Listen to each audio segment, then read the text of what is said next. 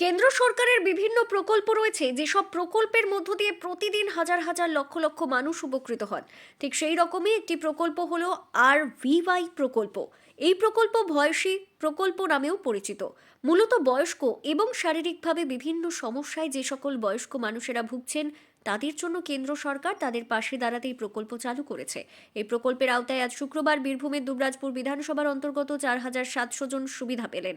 বয়স্ক অনেক মানুষ রয়েছেন যারা কানে কম শোনেন অথবা এরকম নানান সমস্যা রয়েছে, কিন্তু আর্থিক অনটন হোক অথবা অন্য কোনো কারণে তারা সেই সকল সমস্যার সমাধানের জন্য কোনো সরঞ্জাম কিনতে পারেন না। কেন্দ্র সরকার এই ধরনের মানুষদের পাশে দাঁড়াতে এই প্রকল্প চালু করেছে এবং তার মাধ্যমে ভারত সরকারের সামাজিক ন্যায় ও ক্ষমতায়ন দপ্তরের সহযোগিতায় অত্যাধুনিক সরঞ্জাম প্রদান করা হয়।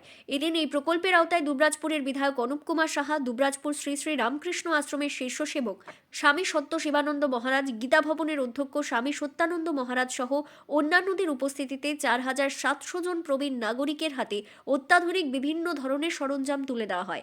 দুবরাজপুরের পথিকৃৎ ক্লাবের ময়দানে আয়োজিত ক্যাম্পে এই প্রকল্পের সুবিধা দেওয়া হয়। দুবরাজপুর বিধানসভার বিধায়ক অনুপ কুমার সাহা জানিয়েছেন, যারা এই প্রকল্পের সুবিধা পাওয়ার জন্য নাম নথিভুক্ত করেছেন এবং তাদের নাম রয়েছে অথচ ক্যাম্পে আসতে পারেননি, তাদের বাড়িতে প্রাপ্য সরঞ্জাম পাঠিয়ে দেওয়া হবে।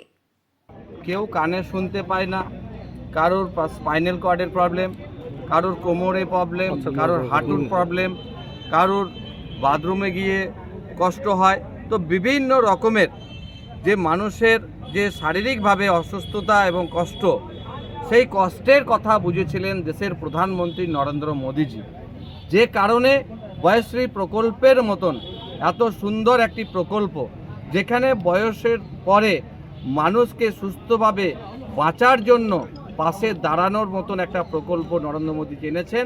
তাদের বাড়িতে পৌঁছে দেওয়া বা তারা যদি আমাদের কাছে টোকেন নিয়ে আসেন, আমরা তাদের হাতে তাদের সামগ্রী তুলে দেব, বাড়িতেও পৌঁছে দেব।